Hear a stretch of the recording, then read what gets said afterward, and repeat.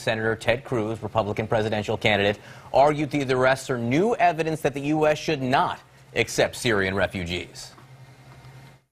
These arrests underscore the need, number one, for President Obama to suspend this indefensible policy, putting political correctness ahead of national security. I commend the law enforcement for apprehending these two individuals, but their apprehension raises the immediate question: who else is there? What are they planning next?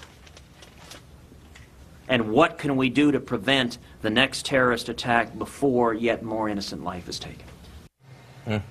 All right, joining us now is Michael Wiles, a U.S. immigration attorney and former federal prosecutor. Michael, thank you for being with us. Pleasure. Thank you, Fanny. You know, this man at Houston was arrested, among other things, for lying on an application to become a U.S. citizen. He lied. He said he had no connection to terror organizations. He also said on the application he had never received weapons training. Now it is alleged that both were false. Right.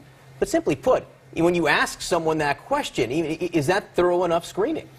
Right now, the government will start rescission proceedings, and they will eventually take away the green card and have these people put into removal proceedings after they are punished criminally. To answer your question, it's never enough. Unless you have a note from your dictator or you have absolute intelligence of where the person traveled, this is an extraordinary snapshot of what we're facing now, the challenge of vetting individuals and maintaining the beacon of hope that America has been for the world over. Since World War II, we have 60 million people refugees, mostly ill, mostly malnourished, and most of them looking to help find a new home throughout the world. What is America's challenge here is to commend these officers, as the good senator suggested, but to remind ourselves that this senator is off-key on this issue. How so? We cannot forget that legacy that we have for immigration. We are a safe haven. Our founding fathers established this nation with a notion that it will be a place for safety. And also, if you look at immigration, I'm a former federal prosecutor. I used to remove people, and now I help the good eggs stay in America. If you look at it as an extraordinary opportunity and tool, these individuals, no matter what day they pray, no matter what faith they are, no matter how they look and what language they speak, will become Americans and will fight, and their children will become Marines, and they will employ other Americans. We need them. Michael, the suggestion from, as you heard from Ted Cruz, you hear now from the Texas governor speaking out after this man was arrested in settlement until the vetting process is fixed, is seen as actually being effective. It leads to the question, do you believe, and you deal with these applications, you deal with these refugees, with these people, with this process, do you believe that the vetting process can be fixed to the satisfaction of folks who are criticizing it? Absolutely. It has to be tweaked.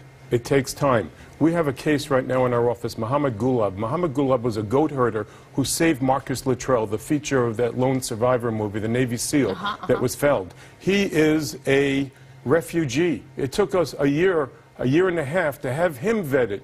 If we don't instinctively use our immigration tools to create human asset intelligence and get the right people here... If it's easy to fix, then why haven't they fixed it? It's not easy to fix. Okay. And if you're going to bring in people, if Germany is going to bring 1 million people, they need more police officers so that New Year's they don't have challenges. And we have to commend our intelligence and our military officials because they have to step up if our immigration tools are going to be used as well. So you've been on the inside of this process. You are on the inside of this process to a certain extent. What do you think is happening now? Now that they've uncovered these two guys, now that they've gone through these applications and seen perhaps where the lies were, how can you go back and look for more people who might have done similar things? We have a new normal now. It's social media. We have greater intelligence, and we have our intelligence services now using greater intelligence. We represented the gentleman who subdued the shoe bomber.